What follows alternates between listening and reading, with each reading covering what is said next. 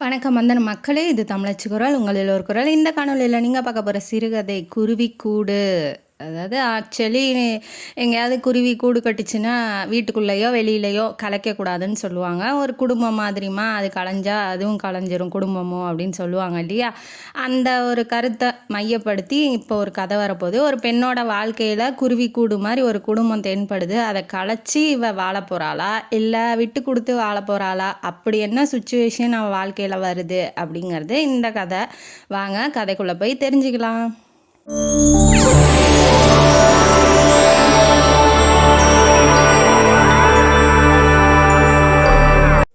இந்த கதையோட ஆரம்பத்தில் ஹீரோயினியை தான் இன்ட்ரடியூஸ் பண்ணுறாங்க. ஹீரோயினி பேர் அர்ச்சனா. அவங்க 28 29 வயசு மதிக்கத்தக்க ஒரு பெண்மணி. அவங்க இப்போ எங்கே கிளம்பிகிட்ருக்காங்க அப்படின்னா ஆஃபீஸுக்கு கிளம்பிகிட்ருக்காங்க. உமா கெமிக்கல்ஸ் அப்படிங்கிற ஒரு கம்பெனியில் ஒர்க் பண்ணிகிட்ருக்காங்க. அக்கௌண்ட் டிபார்ட்மெண்ட்டில் ஒர்க் பண்ணிகிட்ருக்காங்க. சாரீ எடுத்து கட்டுறாங்க. கண்ணாடியில் போய் மேக்கப் பண்ணிக்கிறாங்க. சாரீ ஆரஞ்சு கலரில் இருக்குது. அதை பார்த்து ஆஃபீஸில் கௌதம் என்ன சொன்னான் அப்படிங்கிறது ஞாபகத்தில் வருது. இந்த கதையில் ஹீரோன்னு அப்படின்னு குறிப்பிடத்தக்க நபர் யாரும் இல்லை. ஹீரோயினிக்கு ஜோடியாக வர்றதுனால நம்ம கௌதமையே ஹீரோன்னு வச்சுக்கலாம். அவங்க என்ன பண்ணுறாங்க அப்படின்னா ரொம்ப பாராட்டியிருப்பாங்க. இந்த சாரியில் நீ ரொம்ப பிரகாசமாக இருக்க, நீ ரொம்ப அழகாக இருக்க அப்படின்னு சொல்லியிருப்பாங்க. அதெல்லாம் நினச்சி பார்த்துக்கிட்டு தனக்குள்ளேயே சிரிச்சுக்கிறா. இப்போ ஆஃபீஸுக்கு கிளம்பி போகிறா. இப்போ கௌதம் யார் அப்படின்னா உமா கெமிக்கல்ஸில் ஒரு மேனேஜர் மாதிரி இருக்கிறாப்புல. இவளை விட பெரிய உயரதிகாரி தான். அந்த உமா கெமிக்கல்ஸ் கம்பெனி வந்து கொல்கத்தா, பெங்களூரு அங்கெல்லாம் இருக்குது. அங்கேருந்து இங்கே ட்ரான்ஸ்ஃபர் ஆகி இப்போ தான் வந்திருக்காப்புல. வந்தோடனே இவளும் அதிகமாக ஆண்கள்கிட்ட அதிகம் பேசுறதில்ல. அவரும் பெண்கள்கிட்ட ரொம்பலாம் போய் வளைஞ்சி குழஞ்செல்லாம் பேசக்கூடிய டைப் இல்லை. கம்பெனி ஆனிவர்சரி அப்போ 2 பேரும் ஒரே சீட்டில் உட்காந்து சாப்பிட்ற மாதிரி ஒரு சுச்சுவேஷன் வருது. அப்போ தான் ஒருத்தருக்கு ஒருத்தர் இன்ட்ரடியூஸ் ஆகிக்கிறாங்க. இந்த மாதிரி நான் கௌதம், நான் அர்ச்சனா அப்படின்னு சொல்லிட்டு ஒருத்தருக்கு ஒருத்தர் பேசிக்கிறாங்க. அப்படியே பேச்சுவார்த்தை கொஞ்சம் கொஞ்சமாக பழக்கமாகுது. பழக்கம் கொஞ்சம் கொஞ்சம் போக வர காரில் போகிறது வர்றது, எங்கே போனாலும் காரில் போய் இறக்கி விடுறது, ட்ராப் பண்ணுறது, பிக்கப் பண்ணுறது அந்த மாதிரி ஆகுது. அப்புறம் சாப்பாடு ஹோட்டல் வரைக்கும் போகுது. அப்படியே கொஞ்சம் கொஞ்சமாக ஒருத்தருக்கு ஒருத்தர் மனசை பரிமாறிக்கிறாங்க. ஒருத்தருக்கு ஒருத்தர் ரொம்ப பிடிச்சிருக்கு. இந்த விஷயம் ஆப்வியஸாக இப்போ ஆஃபீஸில் வந்து ஆரம்பிக்கிறதுனால ஆஃபீஸில் மற்றவங்க எல்லாத்துக்கும் தெரிஞ்சிருக்கும். அதனால் என்ன பண்ணுறாரு அப்படின்னா ஒரு பார்ட்டி மாதிரி அரேஞ்ச் பண்ணி நான் இப்படி வந்து அர்ச்சனாவை கல்யாணம் பண்ணிக்க போகிறேன் அப்படிங்கிறது அந்த புரளிக்கு ஒரு முற்றுப்புள்ளி வச்சிட்றாப்புல கௌதம்.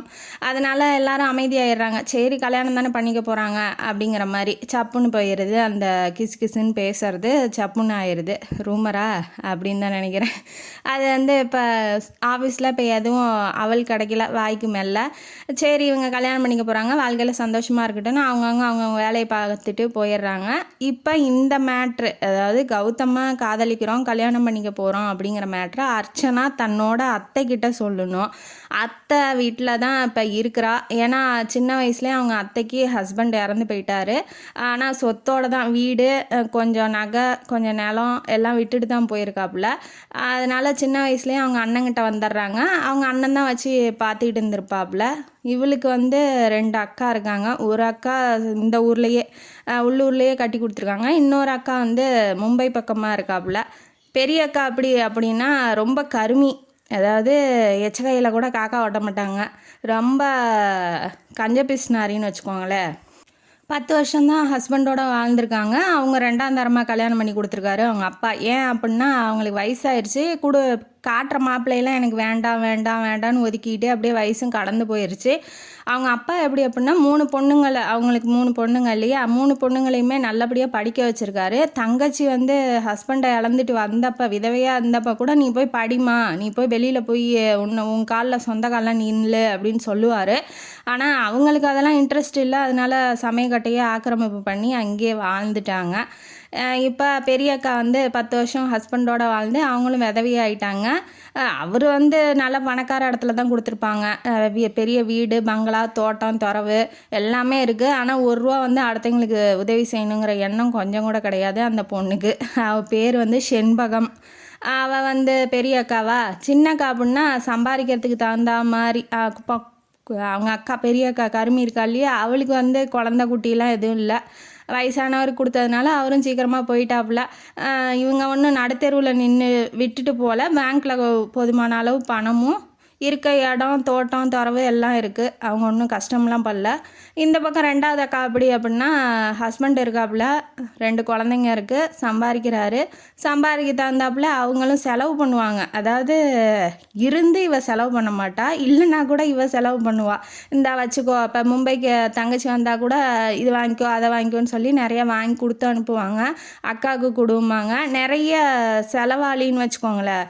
கையில் காசு வச்சுக்க மாட்டாங்க. எல்லாத்தையும் செலவு பண்ணிட்டு வாழ்க்கையை ஓட்டிகிட்டு இருக்க ஒரு செலவாளி அக்கா. அவங்க பெரியவங்க எப்படி அப்படின்னா, இருந்தும் கொடுக்க மாட்டாங்க பணம். ஆனால் ஐடியாலாம் பயங்கரமாக தருவாங்க. அதாவது செலவாகாமல் என்ன ஐடியாவோ அந்த ஐடியா ஃபுல்லாக புத்திசாலின்னு வச்சுக்கோங்களேன்.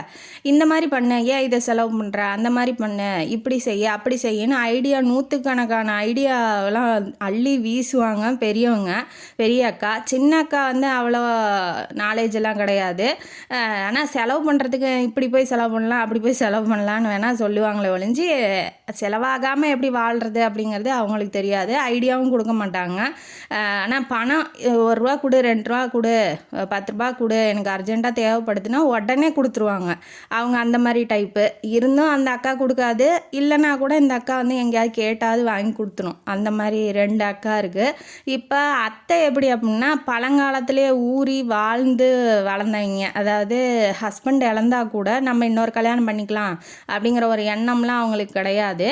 அண்ணனோடையே இருந்து அண்ணன் பிள்ளைங்களையே வளர்த்து அவங்களுக்கு கல்யாணம் பண்ணி கொடுத்து அவங்க தன்னோட சொத்தெல்லாம் வந்து செலவு பண்ணி தான் 2 அக்காங்களுக்கும் கல்யாணம் பண்ணி கொடுத்துருப்பாங்க. யார்? அத்தை. இந்த 3வது அர்ச்சனா வந்து ரொம்ப நல்லா பார்த்துக்கிட்டு இருப்பாங்க. அதனால் வந்து அவங்கள்ட்ட எப்படி போய், அதாவது ஒரு வேலை கூட செய்ய விட மாட்டாங்கன்னு சொல்லி வச்சுக்கலாமே. காலையில் எழுந்திரிச்சா காஃபி டிஃபன்லாம் ரெடி ஆக்கி வச்சுருவாங்க. அப்புறம் மத்தியானத்துக்கு டிஃபனு, மத்தியானத்துக்கு லன்ச்சு, அப்புறம் நைட்டு வந்து டின்னர் சாப்பிட்டு அவள் படுக்கிறது தான். வேலைக்கு போகிறா, அந்த சாப்பிட்றா, படுக்கிறா, அவ்வளோதான் அவளோட ஜாபாக இருக்குது. ஏன்னா அவளை கஷ்டப்படுத்தக்கூடாதுன்னு அத்தையே எல்லா வேலையும் செஞ்சுருவாங்க. இப்படி நம்மளை பார்த்துக்கிறவங்கள்ட்ட போய் திடீர்னு நான் ஒருத்தனை காதலிக்கிறேன், நான் கல்யாணம் பண்ணிக்க போகிறேன் அப்படின்னா அவங்களுக்கு அதாவது அத்தைக்கு எப்படி இருக்கும், நம்ம பேச்சை கேட்கல, நம்மளை ஒரு மனுஷியாவே மதிக்கலை அப்படின்னு சொல்லி ரொம்ப வருத்தப்படுவாங்க இல்லையா. அதனால அந்த வருத்தம்லாம் வேண்டாம் அப்படின்னு சொல்லி இவங்க நினைக்கிறாங்க. எப்படி மேட்ரு ஓப்பன் பண்ணுறதுன்னு தெரில. அதனால எப்போதும் போல் ஆலோசனையில் ஐடியா மணி யார்? பெரிய அக்கா தானே, செண்பகம். சின்ன அக்கா பேர் ரேவதி. பெரிய அக்காட்ட போய் ஐடியா கேட்டுட்டு வரலாம், எப்படி என்ன சொல்கிறதுன்னு. அவங்க ஓகேன்னா ஆப்வியஸாக வீட்டில் எல்லோரும் ஒத்துக்குவாங்க அப்படிங்கிற மாதிரி இவன் என்ன பண்ணுறா, கிளம்பி பெரிய அக்காவை பார்க்கறதுக்காக போகிறா. அவள் உள்ளூரில் தானே இருக்கா, பஸ்ஸுக்கு நின்றுட்டுருக்கா. கௌதமோட கார்லேயே போயிட்டு இறங்க, இப்போ எங்கேயாவது வெளியில் போகிறதுனா அவள் கார்லேயே போயிட்டு கார்லேயே வர்றதுனால இப்போ பஸ்ஸுக்கு போகிறதுக்கு அவளுக்கு கஷ்டமாக இருக்குது. பஸ்ஸில் எவ்வளோ கஷ்டப்படுறாங்கல்ல ஜனங்கங்கிறது இவளுக்கு இப்போ தான் பார்க்குறா. புது அனுபவமாக இருக்குது. ஏன்னா அதுக்கு முன்னாடி அவள் பஸ்லலாம் போனதில்லை. அதனால் வந்து இப்போ வந்து அவளுக்கு ரொம்ப கஷ்டமாக இருக்க மாதிரி இருக்குது. ரொம்ப நாள் ஆச்சு பஸ்ஸில் போய் அப்படிங்கிறதுனால என்ன பண்ணுறான்னா, கேட்டு சாத்தியிருக்கு. அவங்க அக்கா வீட்டுக்கு போயிட்டா, கேட்டு சாத்தியிருக்கு. கேட்டை ஓப்பன் பண்ண போகலான்னா நாய் வந்துடுது. அந்த நாய் வந்து ரொம்ப நாள் ஆச்சு பார்த்து அப்படிங்கிறதுனால. ஏன்னா அக்கா உள்ளூரில் தான் இருக்கா. என்ன ஏதுன்னு ஃபோன் பண்ணி கூட கேட்க மாட்டா. அவள் தான் வந்து கஞ்சா பிஸ்னாரியாச்சு. ஃபோன் பண்ணால் வந்து காசு செலவாயிரும், லெட்ரு போட்டால் அது ஏன் தண்டை செலவு, அந்த மாதிரி நினைக்கிற டைப்பு அவள். அதனால் எதுவும் செய்ய மாட்டா.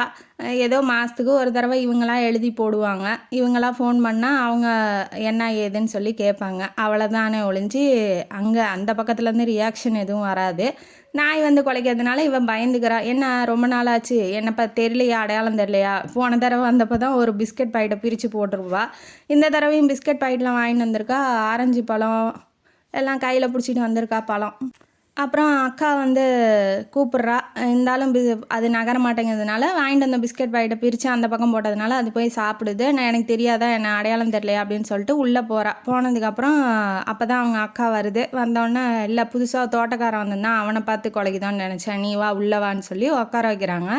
யாராவது விருந்தாளி வந்தால் கூட சாப்பிட்றீங்களா, ஏதாவது செஞ்சு தட்டுமா அப்படின்லாம் கேட்க மாட்டா. அவள் தண்ணி கொடுத்துட்டு அனுப்பி விட்றதுல தான் குறியாக இருப்பாள். ஏன்னா இப்போ காலையிலே சமைச்சு வச்சிருவா. திரும்ப அவன் போய் சமையக்கட்டில் உட்காந்து டீ காஃபிலாம் போடுறது அப்படிங்கிற மாதிரி டைப்பு அவள். அதனால் இவன் என்ன சொல்கிறா, ஹீரோயின் என்ன சொல்கிறா, அர்ச்சனா அப்படின்னா எனக்கு தண்ணி மட்டும் போதுக்கான், தண்ணியை மட்டும் எடுத்துகிட்டு வா அப்படின்னு சொல்கிறா. ஏன்னா அவளுக்கு தெரியும் இல்லையா அக்கா இப்படி தான் அப்படின்னு. கூடயே பிறந்து வளர்ந்துருக்கா, அவளுக்கு தெரியாதா.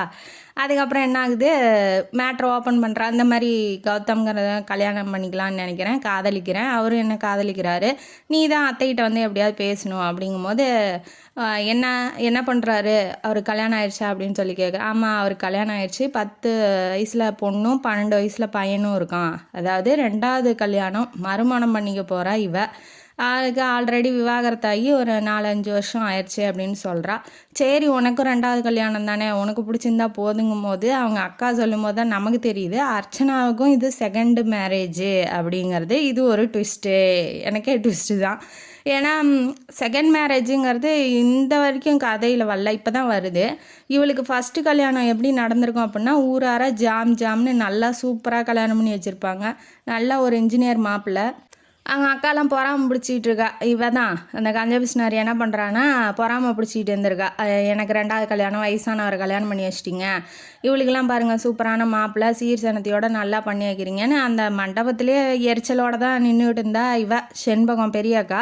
சின்ன அக்காலாம் அப்படி கிடையாது, ரொம்ப உண்மையிலே பாசமான அக்கா தான், நல்லபடியாக வாழுமா நல்லாரு அப்படின்னு சொல்லி தான் அவங்க நின்றுட்டுருக்காங்க. இப்போ என்னாச்சு அப்படின்னா, திடீர்னு மாப்பிள்ளை என்ன பண்ணிட்டான், தாலியை கட்டினோடனே வைத்த வலின்னு மயக்கம் போட்டு கீழே விழுந்துட்டான். டாக்டரை கூப்பிடும்போது இது வந்து அப்பண்டிஸ்னால் அப்போ ஒட்டுக்கோடல்னு நினைக்கிறேன், அந்த பிரச்சனை இருக்குது அப்படின்னு சொல்லி சொல்கிறாங்க. அதனால் ஹாஸ்பிட்டலில் போய் அட்மிட் பண்ணணும் அப்படின்னு சொல்லி மண்டபத்துலேருந்தே தூக்கிட்டு போகிறாங்க. பின்னாடியே அவங்க அப்பாவும் ஓடுறாரு, யார், ஹீரோயினியோட அப்பாவும். ஒன்றும் ஆகாது, வைத்த வலி தானே சரியாக போயிடும்னு மண்டபத்தில் எல்லாரும் சமாதானப்படுத்துகிறாங்க. இருந்தாலும் கொஞ்ச நேரம் கழித்து அவங்க அப்பா வந்து இந்த மாதிரி இறந்து போயிட்டான், மாப்பிள்ளை போயிட்டான் அப்படின்னு. இவன் வந்து தாலி கட்டுறதுக்கு முன்னாடியே செத்துருந்தான்னா கூட பிரச்சனை இல்லை. ஆனால் தாலியை கட்டிட்டு செத்ததுனால புருஷன் செத்துட்டான். இந்த பிள்ளை வந்து ஒரு ராசி இல்லாதவ, வந்தோடனே புருஷனை கொண்டுட்டா. ஆப்வியஸாக எல்லாம் ஊரில் உலகத்திலலாம் பொண்ணு மேலே தானே பழிய போடுவாங்க. ஆனால் மாப்பிள்ளை விட்டார் என்ன நினச்சாங்கன்னா, இல்லை எங்கள் தப்பும் இருக்குது, அதனால் நாங்கள் வாங்கின நகை இந்த சீர் சனத்தையெல்லாம் கொடுத்துட்றோன்னு சொல்லி ரிட்டன் பண்ணிட்டாங்க. அதனால் வந்து ஃபஸ்ட்டு கல்யாணங்கிறது அது ஒரு கல்யாணமே இல்லை அவளுக்கு. தாலியை கட்டினோன்னே போட்டுன்னு போயிட்டான். அது என்னான்னு போய் அவள் வாழவும் இல்லை, ஒன்றும் பண்ணல, புகுந்த வீட்டுக்கு கூட போகல, மண்டபத்தோடு முடிஞ்சிருச்சு அந்த கல்யாணம். அதனால் வந்து சரி ஓகே, உனக்கும் 2வது கல்யாணம் தான், அவங்களுக்கும் 2வது கல்யாணம் தான், பரவாயில்ல, சரி நீ வந்து உன்னோட இதெல்லாம் சொல்லிட்டியா, உன் நிலமையை சொல்லிட்டியா அப்படின்னு சொல்லி கேட்குறாங்க. ஆமாம் சொல்லிட்டேன், ஏன்னா அவர் விவாகரத்தானவர்னு சொன்ன உடனேயே நானும் சொல்லிட்டேன் அப்படின்னும் போது, உங்கள் 2 பேத்துக்கும் ஓகேனா எனக்கும் ஓகே தான், அத்தையை நான் சமாளிச்சுக்கிறேன், அவங்க கொஞ்சம் பழங்காலத்து ஆள் தான், இருந்தாலும் பரவாயில்ல, நான் பேசி புரிய வச்சிட்றேன், அவங்களுக்கு என்ன இதெல்லாம் தெரியவா போகுது அப்படின்னு சொல்லி இவ கொஞ்சம் சந்தோஷம்தான் படுறா. ஏன் அப்படின்னா இவளுக்கு ஒரு செல்ஃபிஷான ஒரு நோக்கம் இருக்குது. என்ன அப்படின்னா, இப்போ அத்தை தான் பார்த்துக்கிறாங்க அர்ச்சனாவை. அத்தை வயசானவங்க, அவங்க செத்துட்டாங்கன்னா ஆப்வியஸாக என்ன ஆகும், பெரிய அக்கா வீட்டில் தான் வந்து இவ வந்து இருக்க மாதிரி இருக்கும். இவளை வச்சுட்டு எவன்டா சோறு போடுறவன், எவனோ ஒருத்தன் கட்டிக்கிட்டு போய் அவன் 2வது கல்யாணமாக இருந்தானா 4வது கல்யாணமாக இருந்தானா, யாரோ கல்யாணம் பண்ணிக்கிட்டு போய் அவளுக்கு சோறு போட்டு அவள் வாழ்ந்தா சரி அப்படின்னு சொல்லி இவன் நினைக்கிறா. அதனால இவளுக்கு சந்தோஷம் அப்படிங்கிற மாதிரி இவ பேசிகிட்டு இருக்கா. சரின்னு விஷயத்த சொன்னோன்னே இவ வீட்டுக்கு வந்துடுறா. நீ போய் சொல்லு அப்படிங்கிற மாதிரி அவள் சொல்லிட்டா, யார், பெரிய அக்கா. அதனால் இவ கொஞ்சம் தைரியமாக வரா. வந்தோடனே அத்தைக்கிட்ட சொல்லலாம் அப்படின்னு நினைக்கிறா.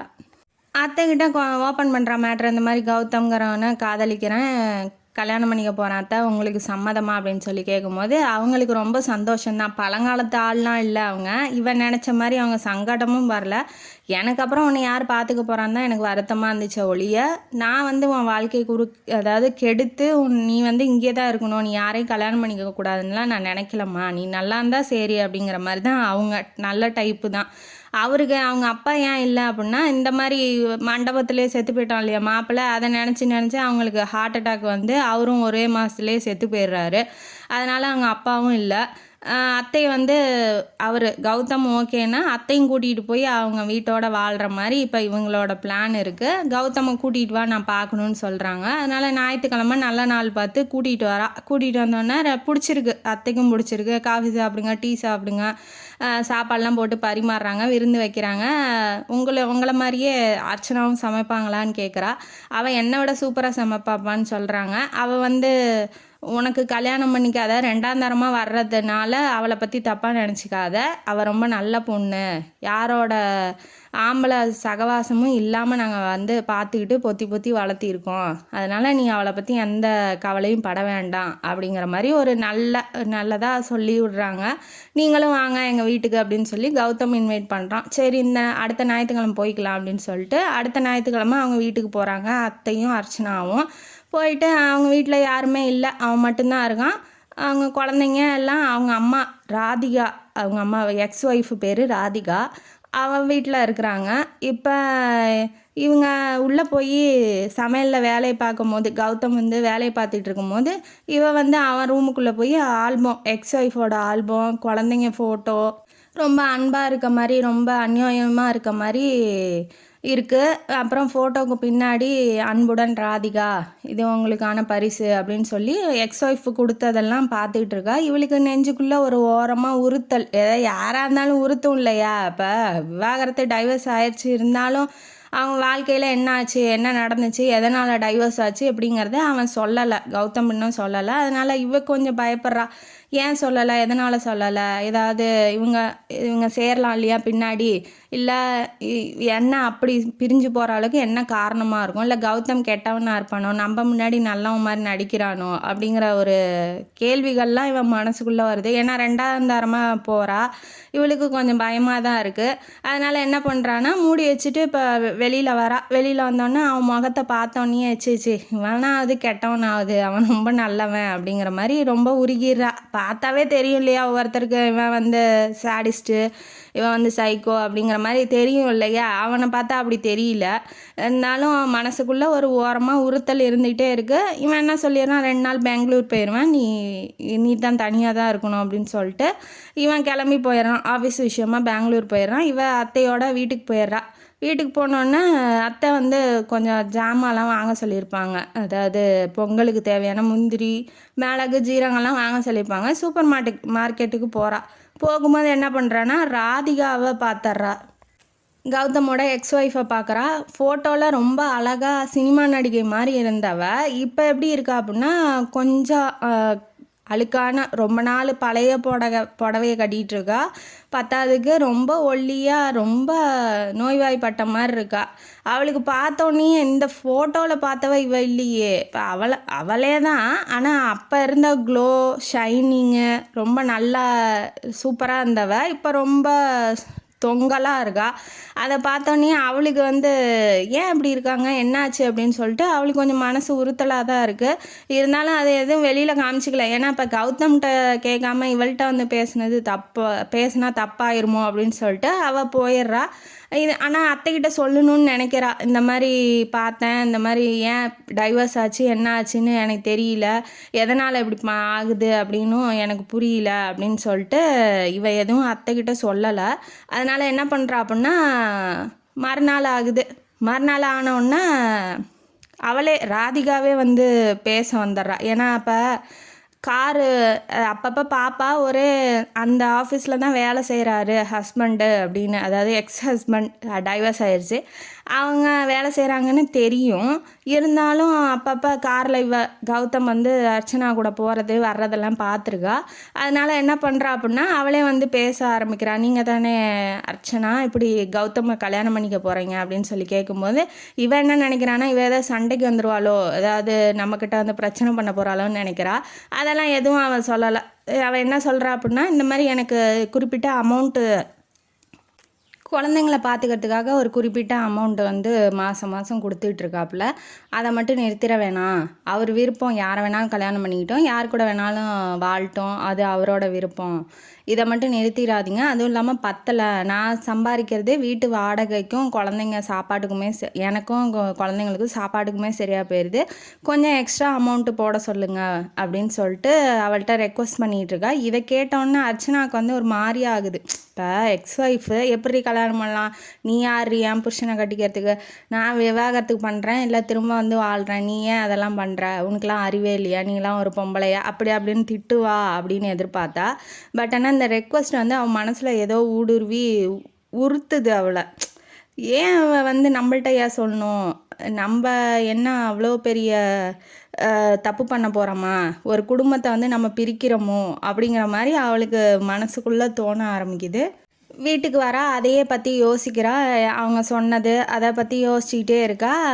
இப்போ வந்து என்ன ஆகுதுன்னா, அத்தை வந்து வீட்டில் நடக்கிற ஒரு விஷயத்தை பற்றி சொல்கிறாங்க. என்னன்னா, இந்த மாதிரி வேலைக்காரி வீட்டில் அந்த குருவி கூட்டை கலைச்சிட்டா, எவ்வளோ நான் சொன்னேன் கலைக்காதிரி அப்படின்னு, கலைச்சிட்டா அப்படின்னு சொல்லிட்டு இருக்காங்க. இந்த வார்த்தை அவன் மனசில் வந்து, ஒரு குடும்பத்தை நம்ம போய் பிரிக்கிறோமோ, ஒரு குடும்பத்தைக்குள்ளே போய் நம்ம வாழ போகிறோமோ பிரிச்சுட்டு அப்படிங்கிற மாதிரி அவள் யோசிக்கிறா. ஏன்னா அவளுக்கு 2 குழந்தைங்க இருக்குது. அவளும் பார்த்தாலும் நல்லவன் மாதிரி தான் தெரியுது. ரொம்பலாம் அடாவடி பிடிச்சி ரவுடி ரக்கடான ஆள் மாதிரிலாம் தெரியல. ஏன் இவங்க டைவர்ஸ் பண்ணாங்க, எதனால் குடும்பம் ஏன் பிரிஞ்சிச்சு அப்படிங்கிறதும் அவளுக்கு தெரியல. அதனால் அவளுக்கு உறுத்தலாகவே இருக்குது. மறுநாள் வந்து பெங்களூர்லேருந்து வந்துடுறான் கௌதம். வந்தோடனே பீச்சில் போய் உட்காடுறாங்க 2 பேரும். வந்து பேசிக்குவாங்க இல்லையா, அந்த மாதிரி போய் உட்காந்து பேசும்போது, இவங்க குழந்தைங்கன்னா உங்களுக்கு பிடிக்குமா அப்படின்னு சொல்லி அர்ச்சனா கேட்குறா. எனக்கு என் குழந்தைங்கன்னா ரொம்ப உயிர், அம்மா விட்டு பிரிக்க வேணான்னு தான் அம்மாட்டையே இருக்கட்டும்னு சொல்லி விட்டுட்டேன். அது இல்லாமல் மாதம் 2 முறை போய் நான் பார்ப்பேன். வெளியில் போகிறேன் இல்லையா, என் குழந்தைங்கள பார்த்துக்க முடியாது, அதனால் அம்மாட்டையே இருக்கணும்னு விட்டுட்டேன். கோர்ட் ஆர்டர்லாம் இல்லை பணம் கொடுக்கணும் அப்படிங்கிறது. பணம் எதுவுமே அவள் கேட்கல, எக்ஸ் ஒய்ஃபு ராதிகா. இருந்தாலும் நான் என் குழந்தைங்க செலவுக்காக நான் குறிப்பிட்ட அமௌண்ட்டு கொடுத்துட்டு தான் இருக்கேன் அப்படின்னு சொல்லி சொல்கிறாப்புல. இவன் என்ன சொல்கிறா அப்படின்னா, அக்கா வந்து ஏன் டைவர்ஸ் ஆச்சுன்னு கேட்க சொன்னாங்க, உங்களுக்கு விருப்பம் இருந்தால் சொல்லுங்கள், இல்லைன்னா வேண்டாம். ஏன்னா இவளாக டேரெக்டாக கேட்டால் அவர் ஏதாவது கோச்சுக்குவானோ கௌதம் அப்படின்னு சொல்லி நினைக்கிறா. யார் கேட்டால் என்ன, உண்மைதான், இது எப்படியா இருந்தாலும் உனக்கு தெரிய தானே வேணும். ஏன்னா பின்னாடி ஒருத்தர் வேறு ஏதாவது மாதிரி சொல்லிட்டா என்ன பண்ணுறது, அதனால் நீ தெரிஞ்சுக்கோ அப்படின்னு சொல்லி சொல்ல ஆரம்பிக்கிறார். என்ன மேட்ரு அப்படின்னா, ராதிகாவும் அவங்க சொந்தக்காரங்களில் யாரோ ஒரு பையனும் வந்து ஃப்ரெண்டாக தான் பழகியிருக்காங்க. இப்போ சொந்தக்காரங்க வந்தால் பேசுவாங்க பழகுவாங்க இல்லையா. ஆனால் இவன் என்ன நினச்சிக்கிட்டான், தப்பாக நினச்சிக்கிட்டு சந்தேகப்படுறான். சந்தேகப்பட்டதுனால என்னாச்சு அப்படின்னா, கேள்வி கேட்கும்போது அவள் எதுவுமே பதில் சொல்லலை. சரி டைவர்ஸ் பண்ணுறான் அப்படின்னு வாட்டியும் அதுக்கும் எதுவும் அப்ஜெக்ஷன் பண்ணல. 2 பேரும் சமரசமாக தான் டைவர்ஸ் வாங்கியிருக்காங்க. அதனால் இந்த மாதிரி ஒன்றை கல்யாணம் பண்ணிக்கிட்ட பிறகும் இந்த மாதிரி என் வாழ்க்கையில் நடக்கக்கூடாது அப்படிங்கிறத நீயும் தெரிஞ்சுக்கோ அப்படின்னு ஒரு மாதிரி சொல்கிறாப்புல. இவன் என்ன சொல்கிறா அப்படின்னா, நீங்கள் தப்பாக கூட யோசிச்சிருக்கலாம் இல்லையா, அப்போ 2 பேரும் ஃப்ரெண்டாகவே பழகியிருக்கலாம், உண்மையாகவே ஃப்ரெண்டாகவே இருந்திருக்கலாம். நீங்கள் சந்தேகப்படுறதுனால உங்கள் கூட வாழ விருப்பப்படாமல் போயிருக்கலாம். டைவர்ஸுக்கு ஏன் அதாவது எதிர்ப்பு தெரிவிக்கல அப்படி என்ன கேட்குறாப்புல. இனிமேட்டு சந்தேகம் எது பண்ணாலும் சந்தேகப்படுவீங்க அப்படிங்கிற ஒரு எண்ணம் அவளுக்குள்ளே வந்திருக்கலாம். சந்தேகத்தோடு நீங்கள் ஏன் என்கிட்ட வாழணும், நீங்கள் நல்லா வாழுங்க அப்படின்னு சொல்லி கூட அவள் ஒதுங்கியிருக்கலாம் இல்லையா அப்படின்னு சொல்லி இவள் ராதிகா பக்கம் பேசுகிறத பார்த்துட்டு, என்ன அவன் வக்கீல் மாதிரி பேசுகிற, அவரே எதுவும் சொல்லலை, நீ என்ன இவ்வளோ பேசுகிற அப்படின்னு சொல்லி சொல்கிறாப்புல. அதுதான் உண்மையாக கூட இருந்திருக்கலாம் இல்லையா. அப்போ இவ சந்தேகங்கிறது பாலில் ஒரு துளி விஷம் மாதிரி கலந்துட்டா பால் ஃபுல்லாகவே விஷமாயிரும். அந்த மாதிரி வாழ்க்கையில் சந்தேகங்கிறது வந்துட்டா அவள் என்ன நல்லவளாக இருந்தாலுமே எது பண்ணாலுமே அது சந்தேகத்திற்கு உரியதாக ஆயிரும். அதனால் இவன் மனசில் சந்தேகம் வந்துடுச்சு. அதனால் நம்ம வாழ வேணான்னு கூட ராதிகா நினச்சிருக்கலாம் அப்படின்னு சொல்லி இவன் நினைக்கிறா. அதுதான் உண்மையும் கூடன்னு நானும் நினைக்கிறேன். ஏன்னா இப்போ அந்த பையனோட இப்போ உண்மையிலேயே லவ் ஆகி கல்யாணம் பண்ணிக்கிற ரேஞ்சுக்கு போயிருந்தா இந்நேரப்போ அவள் கல்யாணம் பண்ணியிருக்கணும் இல்லையா அந்த பையனை.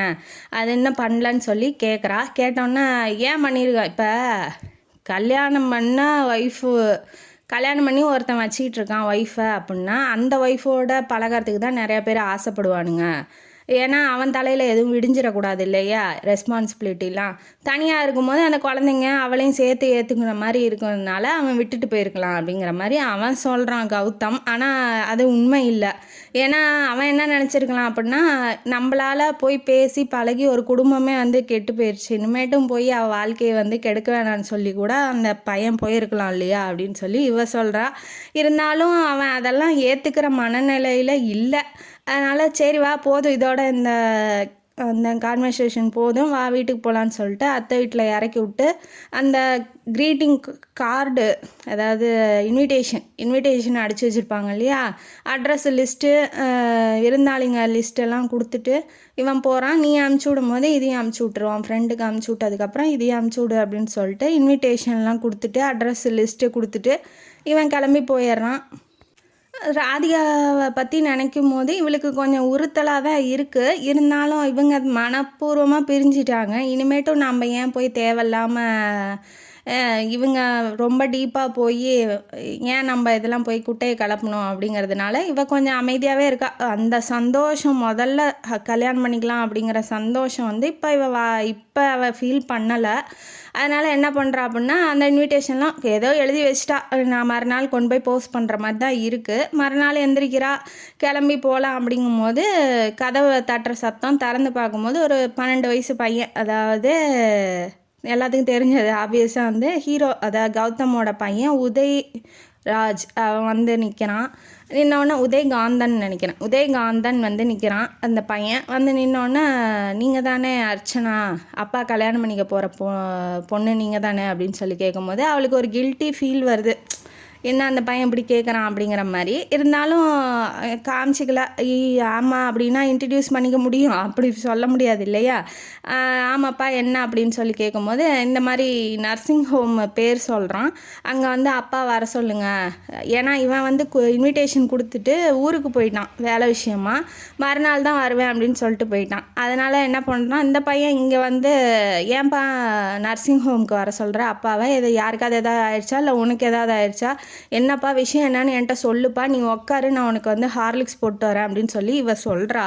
இருந்தாலும் அந்த பையன் வந்து எப்படி நடந்துக்கிறான் பாருங்க. இல்லை வேண்டாம், இங்கே வந்தது தெரிஞ்சாவே அம்மா சத்தம் போடுவாங்க, அம்மாவுக்கு தெரியாமல் தான் வந்திருக்கேன். தங்கச்சி ரொம்ப அழுகிறா, அவளுக்கு வந்து இப்போ அப்பாவை பார்க்கணுன்னு ரொம்ப ஃபீல் பண்ணுறா. ஆப்வியஸாக அம்மா வந்து காமிக்க மாட்டாங்க இல்லையா? இப்போ 6 மாதமாக 6 மாதமாக இல்லை 4 வருஷமாக பிரிஞ்சிருக்காங்க. இருந்தாலும் அப்பா வந்துடுவார் அப்படியே சொல்லியே ஓட்டிகிட்டு இருக்காங்க. இவனுக்கு தெரியும் இல்லையா, அப்போ கொஞ்சம் விவரம் தெரிஞ்ச பையன், அப்பா வரமாட்டார்னு தெரியும். எங்கே சொன்னால் அப்பா வருவாருங்கிறதும் தெரிஞ்சு அட்ரஸ் விசாரிச்சுக்கிட்டு வந்திருக்கான். அதாவது அவங்க அப்பா வேலை செய்கிற ஆஃபீஸுக்கு ஃபோன் பண்ணி அங்கேருந்து அட்ரஸ் வாங்கி இவ வீட்டுக்கு வந்திருக்கான். இந்த அளவுக்கு கொஞ்சம் விவரம் தெரிகிற பையனா இருக்கிறதுனால சொல்கிறான். அப்படி அப்பா வந்தோன்னே நர்சிங் ஹோமுக்கு வர சொல்லுங்கள், தங்கச்சி வந்து கீழே விழுந்து அடிபட்டுட்டா, அதனால ரொம்ப அப்பா அப்பான்னு அழுகிறா, அம்மா வந்து கூப்பிட மாட்டாங்க, அதனால் நானே வந்து கூப்பிட்றேன் அப்படின்னு சொல்லி சொல்கிறான் அந்த பையன். சொன்னோன்னே கண்டிப்பாக நான் வந்து நாளைக்கு வந்தோடனே நான் நர்சிங் ஹோமுக்கு கூட்டிகிட்டு வரேன்ப்பா, நீ கவலைப்படாமல் போ அப்படின்னு சொல்லி சொல்கிறா. இப்போ ஒரு முடிவை எடுத்துட்டா. ஒரு குடும்பம் இருக்குது, அதாவது மிஸ் அண்டர்ஸ்டாண்டிங்னால பிரிஞ்சிருச்சு. இப்போ நம்ம போய் நடுவில் பூந்துக்கிட்டு அந்த குடும்பத்தை இன்னும் கொஞ்சம் பிரித்து விட்டு, அந்த குழந்தைங்களுக்கும் அப்பானா உயிராக இருக்குது, இவருக்கும் அதாவது கௌதமுக்கும் குழந்தைங்கன்னா உயிராக இருக்காப்புல. ஒய்ஃபோட ஒரு மிஸ் அண்டர்ஸ்டாண்டிங்கு, அதுக்காக பிரிஞ்சிருக்காங்களே ஒழிஞ்சு இந்த குடும்பம் ஒன்று சேர்ந்தால் நல்லா தானே இருக்கும் அப்படின்னு சொல்லி நினைக்கிறா. அதனால் என்ன பண்ணுறா, இன்விடேஷன் யாருக்கும் அனுப்பலை, அப்படியே டேபிள் மேலே வச்சுட்டா. மறுநாள் வரான் கௌதம். வந்தோடனே இவளை பிக்கப் பண்ணலாம், ஆஃபீஸுக்கு போகலான்னு சொல்லிட்டு வந்திருக்கான். வந்தோடனே இவன் என்ன பண்ணுறா, நேராக நர்சிங் ஹோம் போங்க அப்படின்னு சொல்கிறா. சொன்னோடனே யாருக்கு, உன் ஃப்ரெண்டுக்கு ஏதாவது உடம்பு சரியில்லையா அப்படின்னு சொல்லி சொந்தக்காரங்க ஏதாவது இருக்காங்களா அப்படிங்கும்போது, ஆமாம் அப்படி கூட வச்சுக்கோங்க அப்படின்னு சொன்னோன்னே கூட்டிகிட்டு போனோன்னே ரூம் நம்பர் சொல்லிட்டு போயிருப்பான் 18ன்னு, அந்த நம்பருக்கு கூட்டிகிட்டு போகிறா. கூட்டிகிட்டு போனோன்னே குழந்தைய பார்த்தோன்னே இவனுக்கு அழுகையே வந்துருச்சு. யார், கௌதம்க்கு. அவ்வளோ பாசம் இருக்கவன் ஏன் குடும்பத்தை விட்டு பிரிஞ்சிருக்கணும் அப்படிங்கிறது தான் என் கேள்வி. என்ன ஈகோ, என்ன மிஸ் அண்டர்ஸ்டாண்டிங், பேசுனா தீர்ந்து போகுது, இதுக்கு ஏன் இவ்வளோ பாடு? ஐயோ கடவுளே. அதுக்கப்புறம் என்ன ஆகுது, போய் குழந்தைய ஹக் பண்ணுறான். ஹக் பண்ணோன்னே என்னாச்சுமா ஏதாச்சு அப்படின்னு சொல்லி கேட்குறான். இந்த பக்கம் ஒய்ஃபு நிற்கிறாங்க, எக்ஸ் ஒய்ஃபு. குழந்த அந்த பக்கம் அண்ணங்காரன் நின்றுட்டுருக்கான் கால்கிட்ட. இந்த பக்கம் இவர் கட்டி பிடிச்சிட்டு இருக்காரு குழந்தைய, பொண்ணை. ஏம்மா என்னாச்சு? ஒன்றும் இல்லை, நான் பார்த்துக்கிறேன், இனிமேட்டு நீ கவலைப்படாத, அப்பா இருக்கேன்ல அப்படின்னு சொல்லி ஆறுதலாக பேசும்போது இவளுக்கு புரிஞ்சிருச்சு, சரி இது ஒரு குடும்பம், இந்த குடும்பத்தை நம்ம பிரித்து நம்ம உள்ளே போய் வாழ்ந்து நம்ம ஒன்றும் சாதிக்க போகிறதே கிடையாது. குருவி கூடு மாதிரி இருக்குது குடும்பம். அந்த குடும்பத்தை வந்து பிரிக்கிறதுல எனக்கு விருப்பம் இல்லை அப்படின்னு சொல்லி வெளியில் வந்துட்டு ஒரு சின்னதாக பேப்பர் எடுத்து எழுதுகிறா. அன்புள்ள கௌதம்க்கு, இவ்வளோ நாள் நீங்கள் அன்பாக பழகுனதுக்கு ரொம்ப நன்றி. குருவி கூடு மாதிரி இருக்க உங்கள் குடும்பத்தை நான் பிரித்து நான் வந்து வாழ்ந்து நான் ஒன்றும் சாதிக்க போகிறதில்ல. நீங்கள் உங்கள் மிஸ் அண்டர்ஸ்டாண்டிங்ஸ் எல்லாம் தீர்த்துக்கிட்டு ஒய்ஃபுக்கிட்ட பேசுங்க, பேசிட்டு குழந்தைங்களோட நல்லபடியாக உங்கள் குடும்பத்தோட நல்லா சந்தோஷமாக வாழுங்க அப்படின்னு சொல்லிட்டு லெட்ரு எழுதி அவன் காருக்குள்ளே போட்டுட்டு இவ பஸ் ஏறி வீட்டுக்கு வந்துட்டு அத்தைக்கிட்ட நடந்ததை சொல்கிறா. சொல்லும்போது கொஞ்சம் வருத்தம் தான் இருக்குது. இருந்தாலும் நானும் ஏன் கல்யாணம் பண்ணி 2 குழந்தைங்கள பெத்து, இந்த நாட்டோட ஜனத்தொகையை பெருக்கணும், வேண்டாம். நானும் நீங்களும் இப்படியே இருந்துட்டு, இப்படியே வாழ்ந்துட்டு போயிடலாம். நம்ம வாழ்க்கை இவ்வளோதான் அப்படின்னு சொல்லிட்டு ஒரு முடிவோட அத்தைகிட்ட சொல்லும்போது, அத்தையும் புரிஞ்சுக்கிறாங்க. ஒரு இது ஒரு சாக்ரிஃபைஸான எண்டிங் தான். இருந்தாலும் இது நல்லது தான் நினைக்கிறேன் நான். ஏன்னா இப்போ இவ போனாலும் இவளுக்கும் பிரச்சனை தான். இப்போ இந்த பக்கமும் பார்க்கணும், அந்த பக்கமும் பார்க்கணும். எல்லாம் அட்ஜஸ்ட் பண்ணியே வாழ்க்கை ஃபுல்லாக போகணும். குழந்தைங்களையும் விட முடியாது. அப்படிங்கும்போது அவளுக்கு கஷ்டமான வாழ்க்கை தான். இது கொஞ்சம் ஈஸி தானே. அந்த பொண்ணும் கஷ்டப்படணும், ராதிகாவும் கஷ்டப்படுறா இல்லையா, புருஷனை விட்டுட்டு அவளும் வாழ்கிறதுக்கே கஷ்டப்படுறா. நமக்கு ஒன்றும் வாழ்கிறதுக்கெலாம் கஷ்டம் இல்லை. அதனால் அத்தை கூடயே கடைசி வரைக்கும் இருக்கலாம் அப்படிங்கிற ஒரு முடிவோட இவ முடிவெடுத்துட்டா. இந்த கதை இதோட முடியுது. இந்த கதையிலேருந்து நமக்கு என்ன தெரியுது? டைவர்ஸ் வாங்க பல காரணம் இருக்கலாம். டைவர்ஸ் விரும்பியும் கொடுத்துருக்கலாம், விரும்பாமலும் கொடுத்துருக்கலாம். என்ன தான் இருந்தாலும் அதோட உள்நோக்கம் என்ன அப்படின்னு தெரிஞ்சுக்கிட்டு போய் 2வதாக கல்யாணம் பண்ணுறவங்க வாழ்கிறது நல்லது. ஏன்னா என்னன்னே தெரியாமல் போய் தேவையில்லாமல் மாட்டிக்க கூடாது இல்லையா?